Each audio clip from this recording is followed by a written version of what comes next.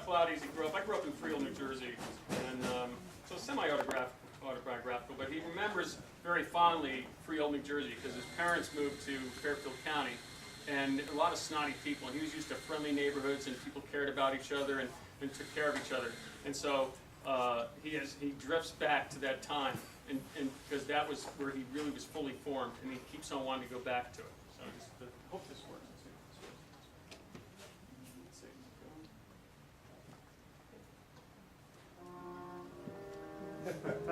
It was a classic Freehold party at 223 Stonehurst Way in the Map House. The impossibly happy, upbeat, and downright sexy melodies of Herb Alpert and the Tijuana Brass stretched and bounced out from the living room's Admiral stereophonic Super 20 phonograph speakers housed in a wooden cabinet. Cloudy and Wendy were in pajamas and sat on the steps that led upstairs to their bedroom. They pressed their heads against the thin, twisted, white wooden balusters, fascinated by the smoke-filled, ice-cube-clinking adult world of Saturday night. Their mom banned John and Wendy from ever eating or drinking in the living room, but not the adults.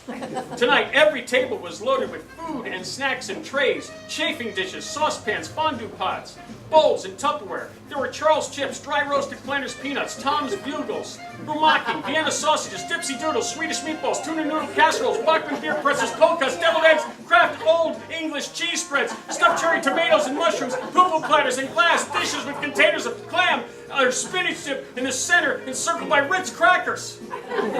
And the adults who were so serious all week were laughing and being weird and silly. Lots of laughs. Mr. Gallagher wore a turban and blew a 3-foot-long plastic trumpet along with Herb Alpert.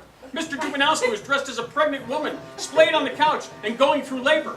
Mr. Rule wore a stethoscope and a toga, stood between Mr. Dubinowski's spread legs, and acted like he was delivering a baby. "It's a boy," declared Mr. Rule, pulling out a basketball from beneath the folds of Mr. Dubinowski's dress. "I wanted a girl," sighed Mr. Dubinowski, shamefully turning away.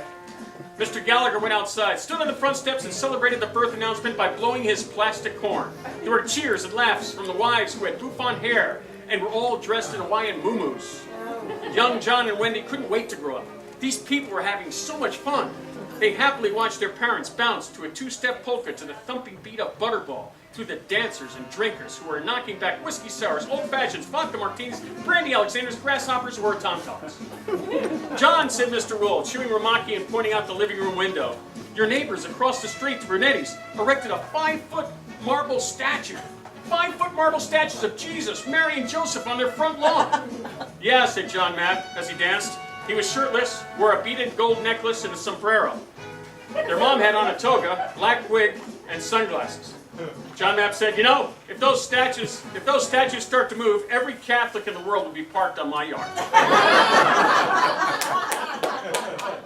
Mr. Rule said, "John, you know what the problem is with neighbors like that?" He goes, "No, they never move."